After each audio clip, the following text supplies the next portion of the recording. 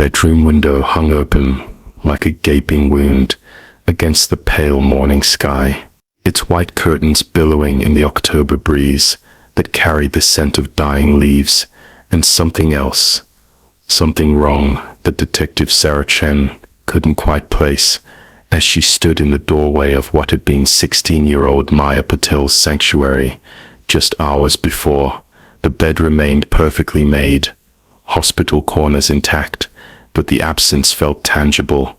pressing against her chest like a weight she couldn't shake. Maya's parents, Priya and Raj, huddled together near the dresser, their faces etched with the kind of terror that ages people overnight, while uniformed officers moved through the house with practiced efficiency, their footsteps echoing in rooms that suddenly felt too large and too empty. Chen had seen enough missing person cases to know that the first 48 hours were critical, but something about this scene gnawed at her instincts. The window screen lay neatly folded on the floor beside the bed, not torn or damaged as it would be from a forced entry, and Maya's phone sat charging on her nightstand, something no teenager would willingly leave behind. The girl's disappearance had been discovered at 6:30 that morning when Priya went to wake her daughter for school, finding only rumpled sheets and that haunting open window that faced the dense woods behind their suburban home in Maple Grove. The family had moved here from Chicago 2 years ago, seeking the kind of safety and community that small towns promised, but now those very woods seemed to mock their decision, stretching endlessly into shadows that could hide any number of secrets. Chen examined the windowsill, noting the absence of disturbed dust patterns or scratches that would indicate someone climbing in or out, while her partner Detective Marcus Torres interviewed the neighbors, their voices carrying from the front yard where curious residents had gathered despite the early hour. The Johnsons next door had heard nothing unusual during the night, though their bedroom faced the opposite direction, and the elderly widow Miss Brennan across the street insisted she'd seen a dark sedan parked near the tree line around midnight, though she couldn't provide any useful details about make or model or license plate. As Chen moved through Maya's room, she noted the girl's careful organization, textbooks stacked precisely,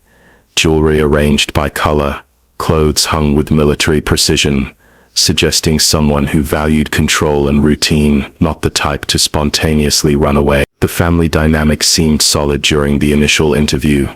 Raj worked as an accountant at a local firm while Priya taught elementary school, and both parents spoke of their daughter with genuine affection and concern, describing her as responsible and academically focused with dreams of becoming a veterinarian. Maya had no boyfriend that they knew of, few close friends since the move from Chicago, and no history of rebellion or risk-taking behavior, making her disappearance even more puzzling. The girl's laptop sat closed on her desk, and Chen made a mental note to have the tech team examine it for any digital clues, social media interactions, search history or communications that might shed light on her whereabouts or state of mind in the days leading up to her vanish. Torres returned from his canvass with little useful information, but his expression suggested he'd picked up on something significant. The neighbors all described the Patel family as quiet and respectful,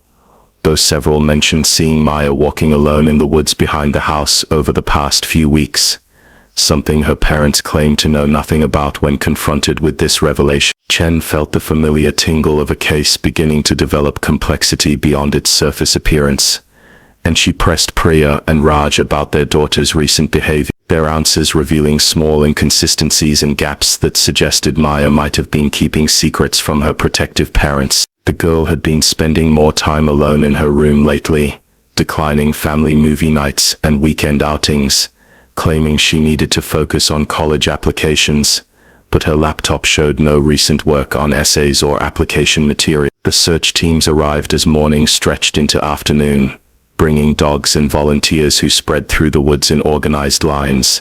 their voices calling Maya's name into the autumn air that seemed to swallow sound without echo. Chen coordinated with the volunteer coordinator while keeping one eye on the family, noting how Raj paced constantly while Priya sat motionless on the couch, staring at her daughter's senior portrait on the mantel as if she could will Maya back into existence. The first day of searching yielded nothing but exhaustion and growing dread, the dogs losing any scent trail within a few hundred yards of the house, suggesting either that Maya had been transported by vehicle or that her trail had been deliberately obscured. As darkness fell, Chen found herself standing once again in Maya's empty bedroom, studying the open window by the harsh glare of crime scene lights, when something caught her attention. A small piece of fabric caught on the window frame, so tiny it had been missed during the initial sweep. The fabric appeared to be from a dark cotton shirt or hoodie, not matching anything in Maya's wardrobe according to her mother's careful inventory, and Chen felt the case shift in her mind from a possible runaway to something far more sinister. The lab results would take days to process, but the placement of the fabric suggested someone had indeed entered or exited through the window, someone wearing dark clothing who had moved carefully enough to avoid disturbing the screen until the very last moment. That night, Chen called her ex-husband David, who worked as a behavioral analyst for the FBI, seeking insight into the psychology of teenage disappearances and the statistical likelihood of various scenarios. But their conversation only reinforced what she already suspected, that Maya Patel had not left her room willingly. Day 2 brought media attention that transformed the quiet neighborhood into a circus of news vans and reporters, their presence both helpful in spreading awareness and problematic in compromising the investigation's integrity. Chen watched from the command post as Priya and Raj faced the cameras, their plea for their daughter's safe return raw and desperate in a way that couldn't be fabricated, while in the background volunteers continued the systematic search of an ever-widening perimeter. The tip line had been flooded with calls, most worthless but requiring investigation nonetheless, and Chen assigned teams to follow up on reported sightings that ranged from gas stations 50 miles away to a truck stop near the interstate where a girl matching Maya's description had allegedly been seen arguing with a middle-aged man. None of the sightings panned out, but they served to reinforce the growing certainty that Maya had been taken against her will, likely by someone with enough preparation to avoid detection during the initial stages of the abduction. The breakthrough came from an unexpected source, Maya's English teacher, Mrs. Richardson, who contacted the police after seeing the news coverage and remembering something that had seemed insignificant at the time. 3 weeks earlier, Maya had written a creative writing assignment about feeling watched, describing the sensation of eyes on her during her solitary walks in the woods. But when pressed for details, the girl had laughed it off as writer's imagination and refused to elaborate. Chen felt her pulse quicken as she read the assignment, Maya's words painting a picture of growing unease, and the feeling of being stalked by an unseen presence who knew her habits and routines well enough to remain hidden while observing her vulnerable moment. The teacher had kept the assignment because of its unusual quality. Maya typically wrote safe, conventional pieces, but this story had an edge of genuine fear that made it memorable. Armed with this new information, Chen returned to interview the family with different questions, pressing them about who might have had access to Maya's schedule and movements, who might have observed her walking patterns in the woods, and whether they had noticed any unusual vehicles or strangers in the neighborhood. Raj mentioned a maintenance worker who had been doing yard work for several houses in the area over the past month, a quiet man with a landscaping company, who always seemed to be around when Maya walked home from school, but he couldn't remember the company name or provide a detailed description beyond middle-aged and unremarkable. The lead felt promising until Chen discovered that the landscaping company was fully legitimate, employed only documented workers with clean backgrounds,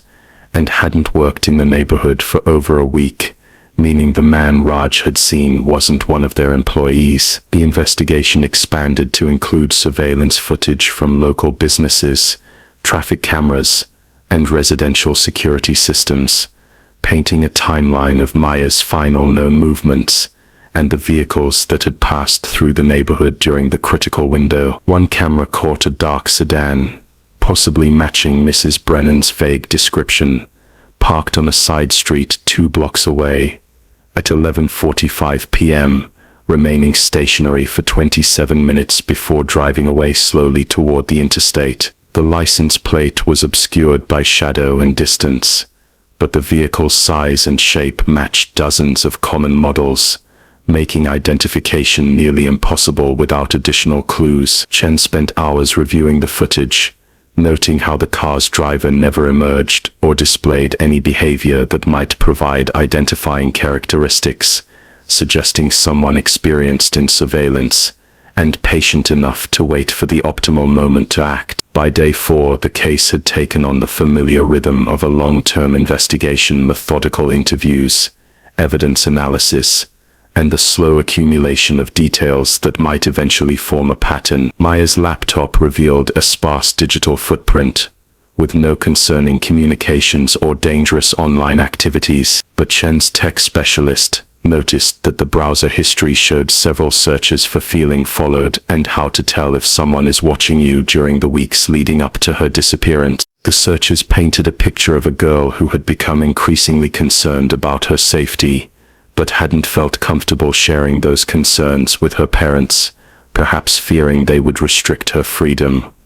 or dismiss her worries as teenage paranoia. Chen realized that Maya had been living with fear for weeks before her disappearance, aware enough of potential danger to research it online, but not equipped to handle the threat when it finally materialized. The first real break came on day 6, when a jogger found Maya's distinctive silver bracelet, a graduation gift from her parents, caught in bushes near a rest stop 30 miles from Maple Grove. The location was along a secondary highway that connected to major interstates, suggesting her abductor had transported her quickly away from the immediate search area, but had somehow lost or discarded the jewelry during the journey. Chen processed the scene personally, noting that the bracelet showed signs of having been torn off forcefully, with several chain links bent and broken in a way that suggested Maya had struggled against her captor. The rest stop's security cameras had been vandalized 2 days earlier, their wires cut cleanly with professional tools,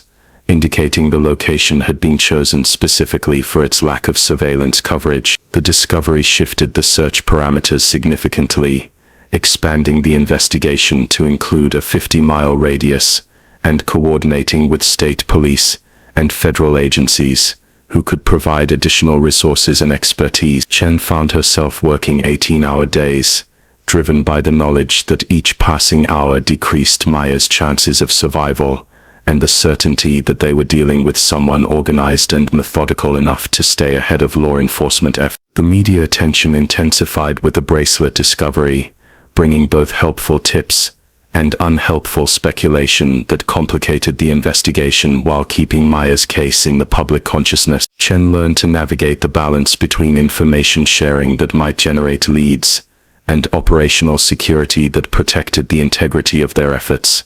always aware that Maya's abductor was likely monitoring news coverage and adjusting his plans accordingly. Week 2 brought the case's darkest moment when searchers found Maya's torn jacket buried in a shallow grave 40 miles from the rest stop, the fabric stained with what preliminary tests confirmed was her blood. Chen stood in the cold autumn rain watching crime scene technicians carefully excavate the site, hoping desperately that they wouldn't find more than fabric, while overhead helicopters circled in patterns that spoke to the investigation's expanded scope and urgency. The jacket's location suggested the abductor was moving in a specific pattern, possibly toward a predetermined destination, and Chen worked with FBI profilers to map potential routes and identify geographical areas that might hold significance for their suspect. The blood evidence proved that Maya had been injured at some point during her captivity, but the amount suggested a wound that was painful rather than life-threatening,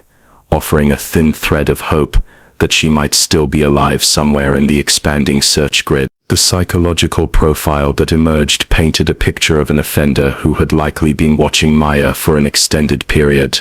learning her habits and vulnerabilities, before striking at a moment when detection was least likely. The careful removal of the window screen, the timing that avoided family discovery until morning,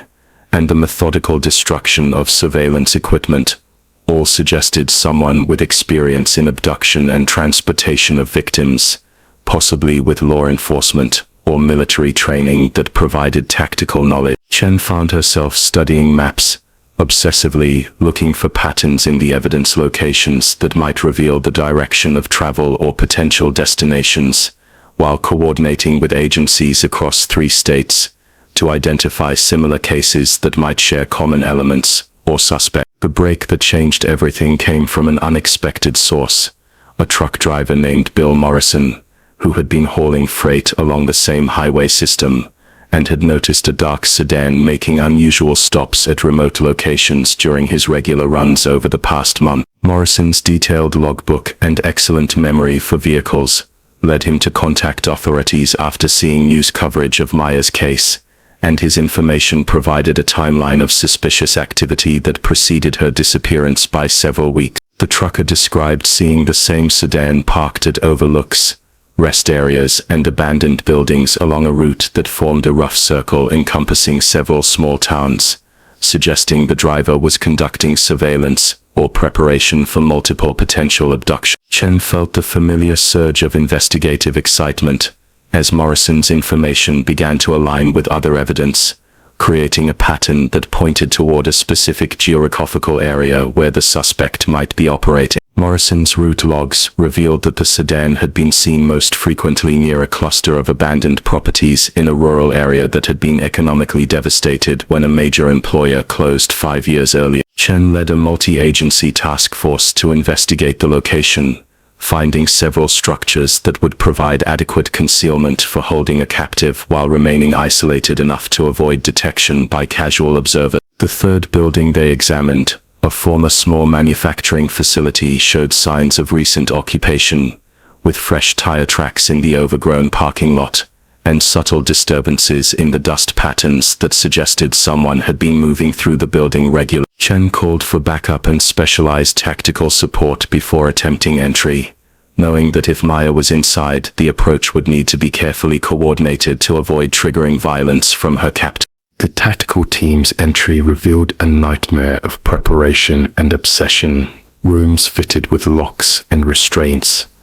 photographs of Maya taken with a telephoto lens during her walks in the woods, and detailed maps of her neighborhood with her daily routines marked in different colors. Chen moved through the facility with growing horror and determination, finding evidence of extended planning that stretched back months,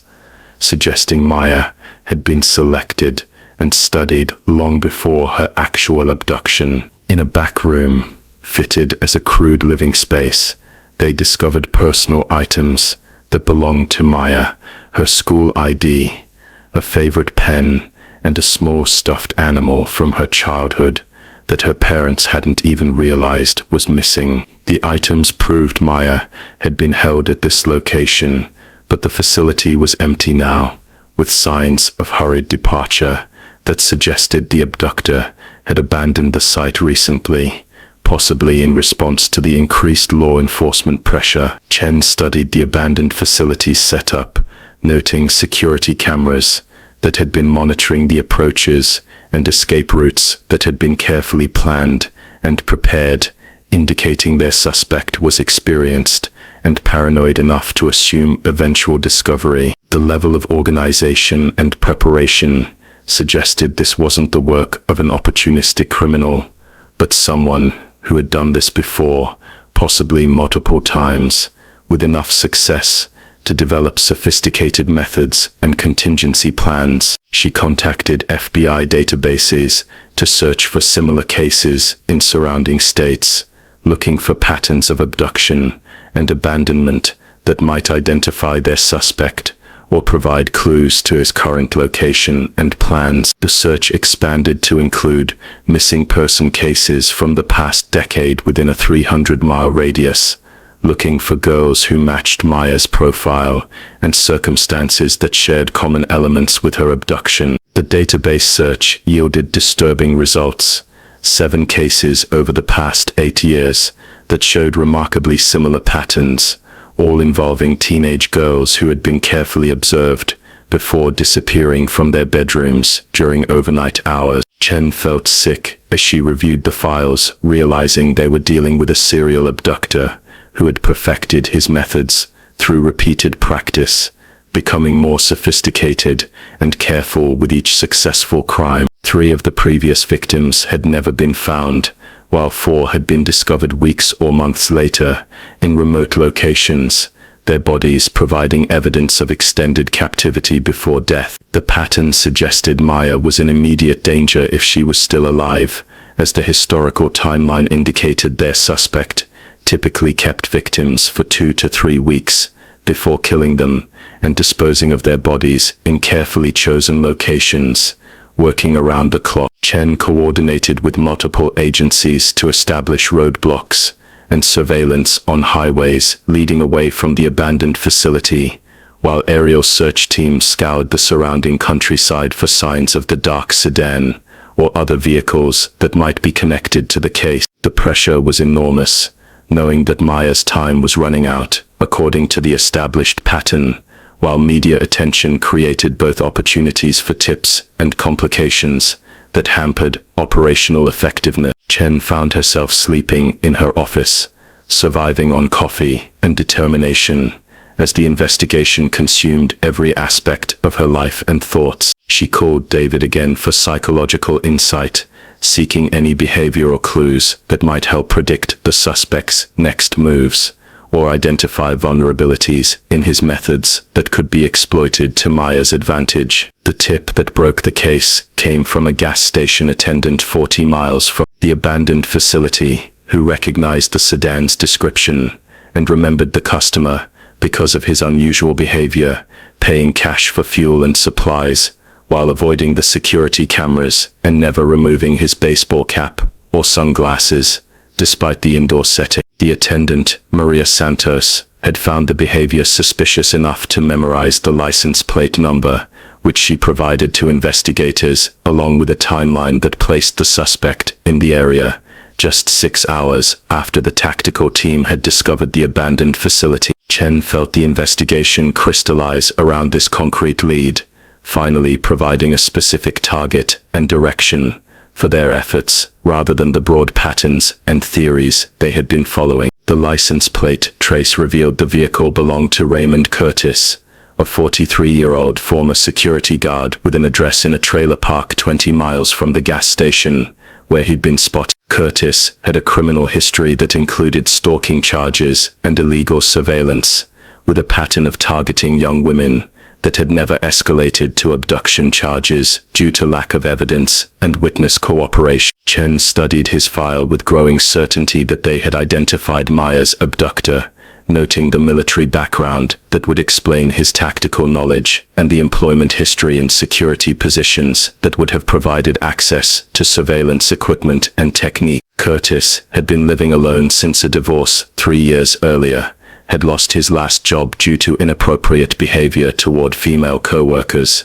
and had been surviving on disability payments that barely covered basic expenses, suggesting financial desperation might be motivating his criminal escalation. The approach to Curtis's trailer required careful planning, as his background indicated familiarity with law enforcement tactics, and the psychological profile suggested he might choose violence over capture if cornered without escape option. Chen worked with tactical specialists to design an approach that would minimize the risk to Maya, while maximizing the chances of taking Curtis alive, knowing that his knowledge of other victims' locations might die with him if the confrontation turned deadly. They established surveillance on the property first, confirming that Curtis was present and that his sedan was parked beside the trailer, while thermal imaging suggested the presence of at least one other person inside the structure, hopefully Maya, still alive and awaiting rescue. The tactical entry occurred at dawn,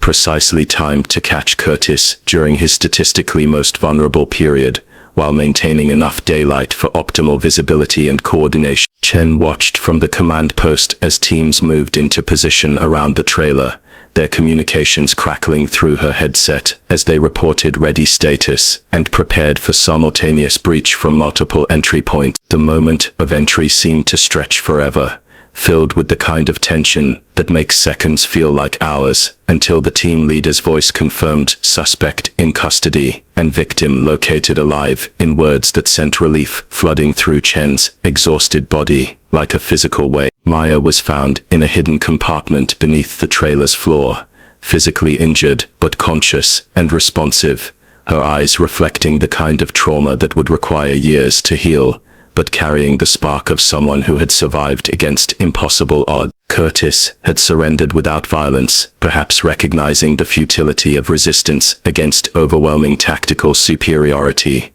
or possibly relieved to have his escalating cycle of violence finally brought to an end. Chen accompanied Maya to the hospital, staying with her through the initial medical evaluation and the careful interview process that would help build the case against Curtis, while providing the girl with the support and reassurance she needed to begin processing her ordeal. The full scope of Curtis's crimes emerged during the investigation of his property and belongings, revealing trophies from his previous victims and detailed plans for future abductions that painted a picture of an escalating predator who had been preparing to expand his operations significantly. Chen spent weeks working with prosecutors to build cases that would ensure Curtis never again had the opportunity to harm anyone, while also providing closure to families who had been waiting years for answers about their missing daughter. The investigation revealed connections to several cold cases across multiple states, transforming Maya's rescue into a breakthrough that solved numerous mysteries and brought justice to victims who had been forgotten by everyone except their family. Maya's recovery became a long journey that inspired Chen to stay connected with the family, watching as the girl slowly rebuilt her confidence and worked toward her dreams of veterinary school with a resilience that spoke to the human capacity for healing and growth. Curtis received multiple life sentences without possibility of parole, his courtroom appearance revealing a broken man whose predatory behavior had finally caught up with his delusions of control and power. Chen testified in several related cases, helping families understand what had happened to their loved ones, while working to prevent similar crimes through improved law enforcement, coordination, and public awareness programs. The case changed Chen's approach to investigations, reinforcing her belief in the importance of listening to subtle clues and following instincts, even when they led in unexpected directions. She often returned to Maya's original creative writing assignment about feeling watched, recognizing it as a lesson in the importance of taking victims' fears seriously, even when they seem insignificant or imagined. The woods behind the Patel house eventually became a place of healing rather than terror, as Maya learned to reclaim the spaces that had once frightened her, transforming her trauma into strength and her survival into a testament to the power of careful investigation and never giving up hope. Years later, Chen would think of the case whenever she encountered similar disappearances, carrying forward the lessons learned about the importance of immediate response, thorough investigation, and the recognition that predators often spend far more time preparing their crimes than law enforcement spends preparing to solve them. Maya's story became a reminder that behind every missing person case lies a human being deserving of every possible effort to bring them home safely, and that sometimes the difference between tragedy and triumph comes down to the determination of investigators who refuse to accept defeat and families who never stop believing in the possibility of reunion and justice.